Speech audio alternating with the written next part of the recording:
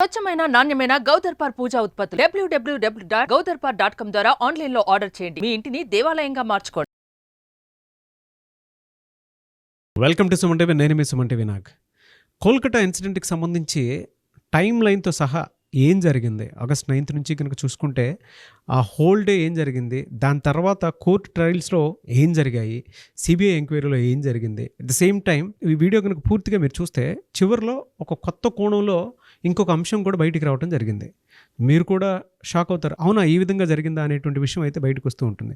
But ఈ time line అంతా జరిగిన తర్వాత దానికి సంబంధించినటువంటి డేటా ఈరోజు మనతో పాటు హైకోర్టు అడ్వకేట్ రవీంద్రనాథ్ గారు ఉన్నారు. ఆయన రివీల్ చేస్తారు. సో ఉన్నటువంటి డేటాని, కోర్టు ట్రయల్స్ని, దాని తర్వాత సిబిఐ, దాని తర్వాత సిట్ ఇచ్చినటువంటి ఇన్ఫర్మేషన్ ఏదైతే ఉందో వాటినన్నింటినీ క్రోడీకరించి ఈ వీడియోని పూర్తిగా అంటే టైం టు టైం అసలు ఏం జరిగింది వీటికి సంబంధించినటువంటి వాటిల్లో ఎగ్జాక్ట్గా ఆ టైంలో ఏం జరిగాయి, దాని తర్వాత జరిగినటువంటి పరిణామాలు ఏ విధంగా చోటు చేసుకున్నాయి, అండ్ జస్టిస్ ఎన్ని రోజుల్లో వచ్చే అవకాశం ఉంటుంది అనేది, త్వరితగతిన వచ్చే అవకాశం ఉందా లేదా అనేది కూడా ఈ వీడియో చూసిన తర్వాత మీకు క్లారిటీ వస్తుంది. So coming to subject. Hello sir. Hi అండి నాగరాజ్ గారు. సరే, ఎంటైర్ ఇన్సిడెంట్లో కనుక మనం చూస్తే అండి ఆగస్ట్ 9th నుంచి కనుక మనం చూస్తే ఆ రోజు మొత్తం ఏం జరిగింది, అండ్ కోర్టు ట్రయల్స్లో మీరు మొత్తం అబ్జర్వ్ చేశారు, చూశారు. యాజ్ ఎ అడ్వకేట్ మీకు ఒక నాలెడ్జ్ ఉంటుంది కాబట్టి అడుగుతూ ఉన్నాను, ఎలా ఉండింది? నాగరాజు గారు, సుప్రీంకోర్టు చివాట్లు పెట్టింది సిబిఐకి. ఎఫ్ఐఆర్ ఎందుకు లేట్ చేశారు?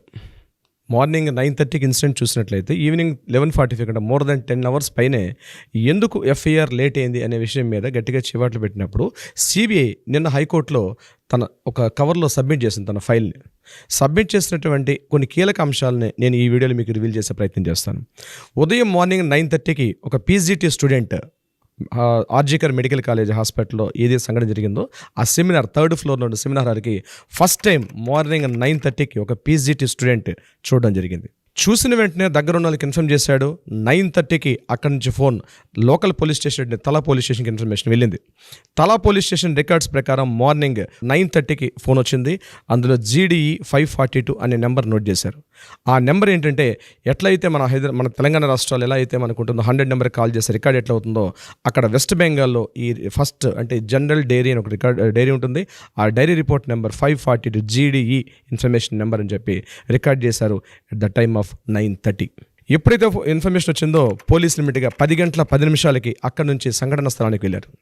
10:30 అక్కడ నుంచి అధికారులకు ఇన్ఫర్మేషన్ చేశారు.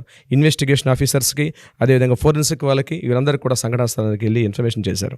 చేయగానే ఇమీడియట్గా 10:30కి ఆ సంఘటన స్థలం మొత్తాన్ని కూడా క్యాప్చర్ చేసుకున్నారు.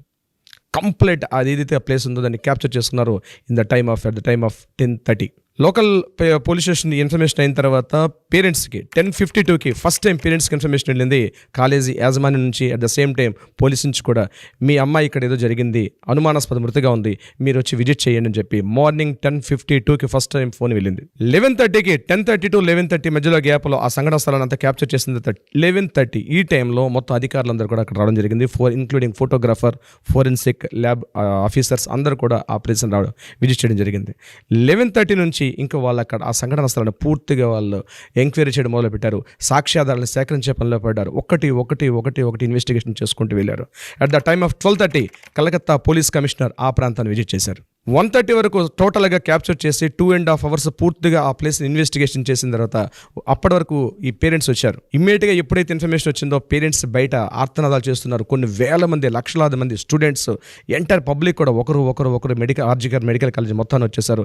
ఎంటైర్ ఆ ప్రాంతం అంతా కూడా ట్రాఫిక్ జామ్ జరిగింది. ఆ ప్రాంతంలో around in the time of 12:30 to 1 o'clock ఏదో జరిగింది ఆర్జికర్ మెడికల్ కాలేజ్ అని చెప్పి టోటల్ పబ్లిక్లో, సోషల్ మీడియాలో ఒకేసారి స్ప్రెడ్ అయింది. ఇదే టైంలో 1:30 వరకు పేరెంట్స్ లోపల ఏం జరుగుతుందో తెలియదు, తమ అమ్మాయి ఏ స్థితిలో ఉందో తెలియదు, బ్రతికి ఉందో చనిపోయి ఉందో కూడా చెప్పట్లేదు. కానీ పేరెంట్స్ని అక్కడే బయటనే వెయిట్ చేయించారు. పోలీస్ డిపార్ట్మెంట్ వాళ్ళు కానీ, మెడికల్ కాలేజ్ కానీ ఎవరు కూడా యాజమాని ఏం చెప్పట్లేదు. వెయిట్ చేయండి అంటున్నారు. 3 hours బయట ఆ పేరెంట్స్ ఎంత నరక యాత్ర అనుభవించారంది ఈ యొక్క టైంలో చూస్తేనే మనకు అర్థమవుతుంది నాగరాజ్ గారు. దాని తర్వాత ఇమ్మీడియట్గా 1:30కి టోటల్గా ఫస్ట్ ఏదైతే పోస్ట్ మార్టం చేశారో ఇన్ఫర్మ్ చేశారు, ఇది అనుమానాస్పద మృతి అని ఒక విషయాన్ని ఇన్ఫర్మ్ చేశారు. 12:30కి పోలీస్ కమిషనర్కి రావడం జరిగిందండి. 12:45కి ఆయనకి ఏదైతే కమిషనర్కి ఇన్ఫర్మేషన్ వచ్చిందో 12:44 ఆగస్టు 9 12:44 తను చనిపోయినట్టుగా పోలీసులు పేరెంట్స్కి ఇన్ఫర్మ్ చేశారు first time. 12:44 time August 9th information జరిగింది. 1:30కి తమ అమ్మాయి యొక్క మృతదేహాన్ని చూసినటువంటి పేరెంట్స్ వాళ్ళకి షాక్లకు గురయ్యారు నాగరాజ్ గారు. అది చూస్తే పోలీసులు చెప్పినట్టుగా అనుమానాస్పద మృతి కాదు, ఏదో దారుణ సంఘటన జరిగింది, మా అమ్మాయి మీద గ్యాంగ్ రేప్ జరిగిందేమో అన్నటువంటి ఆ భయానిక దృశ్యాన్ని చూసి అచేతనలు అయిపోయి ఏం చేయాలో తోచక ఇమ్మీడియట్గా మ్యాజిస్ట్రేట్కి, ఫస్ట్ క్లాస్ మ్యాజిస్ట్రేట్ కలెక్టర్ గారు ఉంటారు, ఇమ్మీడియట్ నెక్స్ట్ మ్యాజిస్ట్రేట్ దగ్గర జిల్లా మ్యాజిస్ట్రేట్ ఉంటారు, మ్యాజిస్ట్రేట్ని అప్పీల్ చేసుకున్నారు. సార్, మా అమ్మాయి మీద జరుగుతున్న లోకల్ పిఎస్లు చేస్తున్న ఎంక్వైరీ మాకు హ్యాపీగా లేదు, ఇమ్మీడియట్గా ఇన్వాల్వ్ అవ్వండి అని చెప్పి మ్యాజిస్ట్రేట్ని వాళ్ళు కోరడం జరిగింది. మ్యాజిస్ట్రేట్ గారు ఇమ్మీడియట్గా స్పందించారు. నేను వస్తున్నాను అని చెప్పి ఇమ్మీడియట్గా ఇన్ఫార్మ్ చేయడం జరిగింది. 3:30కి ఏదైతే ఈ సంఘటనలు జరుగుతున్నాయో దీన్ని చూసినటువంటి హాస్పిటల్ యాజమాన్యం ఇమ్మీడియట్గా ఒక సీక్రెట్ లెటర్ని రాశారండి తలా పోలీస్ స్టేషన్కి. అప్పటి వరకు ఇంకా ఎఫ్ఐఆర్ నమోదు కాలేదు. నాకు గుర్తుపెట్టుకోండి, ఎంటే టైంలో ఎక్కడ కూడా ఎఫ్ఐఆర్ నమోదు కాలేదు. పోస్ట్ మార్టం కూడా అయిపోయింది, ఎవరి పనిలో వాళ్ళు ఉన్నారు, కానీ ఎఫ్ఐఆర్ నమోదు కాలేదు. 3:30 తలా పోలీస్ స్టేషన్కి ఒక సీక్రెట్ లెటర్ వెళ్ళింది. ఎంఎస్విపి అంటే medical college superintendent cum vice principal ఒక లెటర్ని ఇచ్చాడు. ఏంటంటే ఇది ఒక అనుమానాస్పద మృతిగా దీనిని ఎఫ్ఐఆర్లో నమోదు చేయండి అని చెప్పి 3:30కి ఇచ్చారు. ఎప్పుడు ఎందుకు ఇచ్చారు? మ్యాజిస్ట్రేట్ ఇన్వాల్వ్ అవుతున్నారని తెలిసి అప్పటికప్పుడు ఏం చేయాలో అర్థం కాక పరిణామాలు ఒక్కొక్కటిగా మారిపోయండి. ఇమ్మీడియట్గా మ్యాజిస్ట్రేట్ ఈవినింగ్ 4:30కి మ్యాజిస్ట్రేట్గా రావడం జరిగింది. అక్కడి నుంచి పరిణామాలు ఎలా ఉన్నాయి, total in and out CC footage మొత్తం కూడా క్యాప్చర్ చేసుకున్నారు. అక్కడ ఉన్నటువంటి ఆ ప్రదేశంలో ఉన్నటువంటి 40 మంది డాక్టర్లని లోకల్ పోలీస్ స్టేషన్ మ్యాజిస్ట్రేట్ గారి ఆధ్వర్యంలో ఇంటరాగేషన్ జరిగింది. ఫస్ట్ ఇన్ఫర్మేషన్ తీసుకున్నారు, ఎవిడెన్సెస్ కలెక్ట్ చేశారు. కానీ జరగాల్సిన దారుణం అప్పటికే జరిగిపోయింది. ఏమిటి అంటే సాక్ష్యాలను రూపుమాపడం జరిగింది. దాంట్లో ఎవరెవరి హస్తాలు ఉన్నాయి, ఎవరెవరు ఇందులో ఇన్వాల్వ్మెంట్ అయ్యారన్నది నెక్స్ట్ ఇంటరాగేషన్లో మనకు అవన్నీ విషయాలు తెలివికి వస్తాయి. బట్ ఈలోగే జరగాల్సిన మ్యాజిస్ట్రేట్ గారు ఇన్వాల్వ్ అయ్యేసరికి మ్యాక్సిమం డ్యామేజ్ జరిగిపోయింది. అప్పటికే సాక్ష్యాధాలను రూపుమాపేశారు. అప్పటికి కూడా ఇదే సమయంలో ఎంటైర్ కలకత్తా నగరం మొత్తం కూడా అలర్ట్ అయిపోయిందండి. ఆర్జీకర్ మెడికల్ కాలేజీలో ఏదో జరుగుతుంది. మమతా బెనర్జీ గవర్నమెంట్కి అప్పటికే సందేశ్ ఖాళీలో సంఘటనలు జరిగాయి, మాల్టాలో సంఘటనలు జరిగాయి, ఏదో జరగబోతుంది కలకత్తా ఆర్జీకర్ మెడికల్ కాలేజ్ ఏదో జరిగింది అనే ఉద్దేశం entire social media, print and electronic total medias అందరూ కూడా ఆర్జీకర్ మెడికల్ కాలేజీని చుట్టుముట్టారు. ఒక దిగ్బంధనం జరిగింది. ఎంటైర్ యావత్ నగరం 1,50,00,000 పాపులేషన్ మొత్తం కూడా పబ్లిక్ అందరూ కూడా అలర్ట్ అయిపోయారు.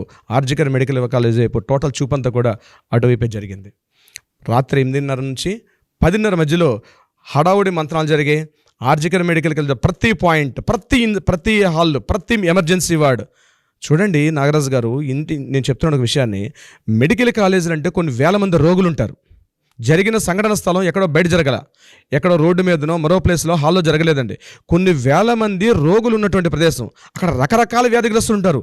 ఎమర్జెన్సీ హార్ట్ పేషెంట్స్ ఉంటారు, కిడ్నీ పేషెంట్స్ ఉంటారు, లంగ్స్ పేషెంట్స్ ఉంటారు, ఎమర్జెన్సీస్ క్షణంలోనే పోతారేమన్న పేషెంట్లు కూడా ఉన్నారు. అటువంటి ప్రదేశంలో ఏం జరుగుతుందన్న విషయం జనాలకు అర్థం కాలే. ఒకవైపు పేషెంట్ల యొక్క ఆర్తనాదాలు, పేషెంట్ తాలూకా అటెండెంట్స్ ఉంటారు, వాళ్ళ యొక్క ఆర్తనాదాలు, ఏదో జరుగుతుంది.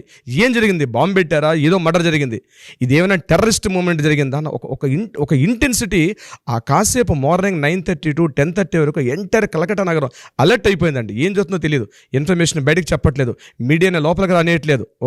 ఒక అయోమయ స్థితిలో నగరం మొత్తం, కలకత్తా యావత్ నగరం కూడా ఒక 10 గంటల పాటు అష్ట దిగ్బంధనం జరిగిందండి. ఆ సమయంలో 10:30 ఆ టైంలో పేషెంట్లు అందరూ కూడా గగ్గోలు పెడుతున్నారు. మెడిసిన్స్ అందట్లా, డాక్టర్స్ అందరూ కూడా డ్యూటీలు విడిచిపెట్టేస్తున్నారు. ఏం చేయాలో అర్థం కావట్లేదు, డ్యూటీ చేయాలి అర్థం కావట్లేదు, డ్యూటీ చేయకూడదు అర్థం కావట్లేదు. ఎలాంటి భయానికి స్థితి అండి. ఒక మెడికల్ కాలేజీలో జరుగుతున్న సంఘటనలో ఏంటి ఆ పరిస్థితి అక్కడ. కానీ ఆ సంఘటన కలకత్తా నగరాన్ని బహుశా ఒక పీడకలుగా మిగిలిపోతుందేమో ఆగస్టు 9. అందుకనే సుప్రీంకోర్టు దాన్ని ఆగస్టు 9 హర్రర్ అన్న వర్డ్ ఇవ్వడానికి మెయిన్ కారణం అదే. 10 గంటల పాటు నగరం అష్టదిగ్బంధనం జరిగిందండి. రాత్రి 11:45 టోటల్ అన్ని కార్యక్రమాలు పూర్తయిపోయిన తర్వాత ఎఫ్ఐఆర్ నమోదు చేశారు. తలా పోలీస్ స్టేషన్లో ఫస్ట్ ఇన్వెస్టిగేషన్ రిపోర్ట్ 11:45 రిపోర్ట్ అయింది. అప్పటి వరకు ఎఫ్ఐఆర్ లేదు. అప్పటి వరకు ఎఫ్ఐఆర్ లేదండి. కానీ దారుణమైన సంఘటన. బహుశా భారతదేశ చరిత్రలో ఎఫ్ఐఆర్ ఇన్ని గంటల పాటు పోస్ట్ మార్టం చేసిన తర్వాత ఎఫ్ఐఆర్ నమోదు చేయడం బహుశా చరిత్రలో ఇదే మిగిలిపోతుందేమో ఈ కేసులోనే. ఆగస్టు 9 హర్రర్గా మనం చెప్పుకున్నటువంటి దీంట్లో ఈ టైమ్ లైన్స్ ఇలా జరిగాయని చెప్పి మనకు అందిన ఇన్ఫర్మేషన్ నాగరాజు గారు. రీసెంట్గా మనకి నిన్న రాత్రి మనకు ఒక సీసీటీవీ ఫుటేజ్ వచ్చింది. దాని మీద కూడా మనం ఒక వీడియో చేసాం. ఆ సీసీటీవీ ఫుటేజ్ 4 గంటల 3 నిమిషాలకి ఎవరైతే కల్ప్రిట్ నిందితుడు అనుకుంటున్నాం, ఎక్యూజ్డ్ అనుకుంటున్నాం, అతను ఆ సెమినార్ హాల్లోకి ఎంటర్ అవుతున్న టైం విత్ టైమింగ్తో సహా మనం మెన్షన్ చేసాం. ఏం జరిగింది, ఎట్లా ఎంటర్ అయ్యాడు. ఈ సంఘటన మార్నింగ్ 4 గంటల 5 నిమిషాల నుంచి 4 గంటల 35 నిమిషాల మధ్య సుమారుగా 29 నిమిషాల్లో 29 మినిట్స్లో జరగాల్సిన దారుణమైన సంఘటన జరిగింది. టోటల్ టైం లైన్ మనం ప్రకారం చూసుకుంటే ఆ 29 నిమిషాల్లోనే టోటల్ డ్యామేజ్ జరిగిపోయింది నాగరాజు గారు. దానికి సంబంధించి సీసీ ఫుటేజ్ సంబంధించి మనం కూడా ఒక వీడియో చేసాం. అయితే ఇక్కడే మరొక ట్విస్ట్ వచ్చింది నాగరాజు గారు. రీసెంట్గా ఇప్పుడే మనకు అందిన వార్త ఏంటంటే నిన్న జ్యుడిషియల్ కస్టడీలో సంజయ్ రాయ్ని తీసుకున్నారు, కోర్టులో ప్రొడ్యూస్ చేశారు. ప్రొడ్యూస్ చేసిన తర్వాత సంజయ్ రాయ్ని కోర్టులో ప్రొడ్యూస్ చేసిన తర్వాత అక్కడ పెద్ద డిస్కషన్ జరగలేదు. ఆయనకి కవితా సర్కార్ అన్నట్టు ఒక న్యాయవాదిని, ఒక లేడీ అడ్వకేట్ని కోర్టు ఆయనకి ఇవ్వడం జరిగింది. ఆమె పేరు కవితా సర్కార్. కవితా సర్కార్ ఆమె జ్యుడిషియల్ కస్టడీలో తీసుకొని ఇంటరాగేషన్ చేసినప్పుడు కొత్త విషయం వెలుగులోకి వచ్చిన విషయం ఏంటంటే నాగరాజు గారు, నేను ఈ క్రైమ్ చేయలేదు, ఐఎమ్ ఫ్రేమ్డ్, నన్ను ఒకరు ప్రోత్సహించారు, నేను ఇందులో ఇరికించబడ్డాను అనే ఫస్ట్ టైం చెప్పడం జరిగింది. దీనికి సంబంధించిన మిగిలిన విషయాలను కూడా మనం నెక్స్ట్ వీడియోలో మనం డిస్కస్ చేద్దాం నాగరాజు గారు. ట్విస్ట్ ఏంటంటే నేను ఆ ఫ్రేమ్లో ఉండిపోయాను కానీ నేను కాదు మొదటి వ్యక్తిని, నేను కాదు మెయిన్ పర్సన్ అని చెప్పేసి ఈయన మళ్ళీ సంజయ్ రాయ్ మాట మార్చడం జరిగింది. జ్యుడిషియల్ కస్టడీలో ఎప్పుడైతే 14 డేస్లో తీసుకొని రావడం జరిగిందో ఆయన్నే, ఇప్పుడైతే మాట మారటం జరిగింది. ఈ ట్విస్ట్ని అసలు ఎలా తీసుకోవాలనే దాని మీద కూడా అర్థం కావట్లేదు. దీనిపైన జస్టిస్ ఎప్పుడు వస్తుంది అనుకునేటువంటిది అండ్ దాంతోపాటు కొత్త అనుమానాలకు దారి తీసేటువంటి ప్రయత్నాలు అయితే జరుగుతూ ఉన్నాయి. అండ్ మీరు చెప్పింది చాలా పెద్ద న్యూస్ సార్. సో దీనికి సంబంధించిన అప్డేట్స్ మేము అంటే మాకు వచ్చినటువంటి ఇన్ఫర్మేషన్స్ ఏవైతే ఉంటాయో ఈవెన్ ఆడియన్స్ కూడా మనకి పంపిస్తున్నారు. So special thanks to them, authentic information పంపిస్తున్నారు. అవునండి. నెక్స్ట్ వీడియోలో అసలు ఆ మాట చెప్పడానికి ఆ వెనకాల ఎవరన్నా ఉండి నడిపిస్తున్నారా ఏంటి అనేది నెక్స్ట్ వీడియోలో డెఫినెట్గా అది రివీల్ చేసి చెప్తాము దీనికి సంబంధించింది అయితే. సో ప్రస్తుతం ఉన్నటువంటి ఇన్ఫర్మేషన్ అయితే ఇది. దేశం మొత్తం అట్టుడిగిపోతుంది అండ్ మన తెలుగు రాష్ట్రాల్లో ఉండేటువంటి వాళ్ళు కూడా ప్రతి ఒక్కరూ ఈ ఇన్సిడెంట్కి సంబంధించినటువంటి అప్డేట్స్ కోసం ఈ ఛానల్లోనే వచ్చి మరీ సెర్చ్ చేసి మరీ చూస్తున్నారు. So special thanks to them. అయితే అసలు దీనికి ఏంటి, ఎక్కడి వరకు వెళ్తుంది అనేటువంటిది కూడా ఒకసారి నెక్స్ట్ వీడియోలో మేము చెప్తాం మీకు. సో ప్రాపర్ ఇన్ఫర్మేషన్ ఉంటేనే కదా మీకు ఇవ్వాలి. సో దానికి సంబంధించింది ఒకసారి చూసుకొని చెప్తాను. ఎందుకంటే కొత్త కథనాలు, కొత్త మార్పులు చేర్పులు, దాంతోపాటు కొన్ని విషయాలు ఇప్పుడు మొన్నటి వరకు సుప్రీంకోర్టు ట్రయల్స్లోనే చెప్పారు యానిమల్ కంటే దారుణమైనటువంటి వ్యక్తి, ఎమోషన్స్ కూడా లేవు అనుకొని చెప్పేసి చెప్పారు. సడన్గా ఒక ట్విస్ట్ ఏంటంటే నేను కాదు ఇంకొకళ్ళు ఉన్నారని చెప్పేసి ఆయన చెప్పటం, నోరు విప్పటం. నిజంగా అది అంటే దాన్ని ఏ విధంగా తీసుకుని ముందుకెళ్లాలో, ఇందులో ఎంతమంది ఇన్వాల్వ్ అయ్యి ఉన్నారో అనేటువంటి చెప్పడానికి మీరు చెప్పినటువంటి టైం లైన్ దగ్గర నుంచి ఈ రోజు వరకు ఇందులో ప్రతి దాంట్లోనే ఒక పొలిటికల్ గేమ్ ఇన్వాల్వ్ అయ్యిందని చెప్పడానికి ఇంతకంటే బెస్ట్ ఎగ్జాంపుల్ ఉండదేమో అనిపించింది నాకైతే. చూద్దాం. Thank you sir, thank you so much. Thank you so much Nagaraj గారు.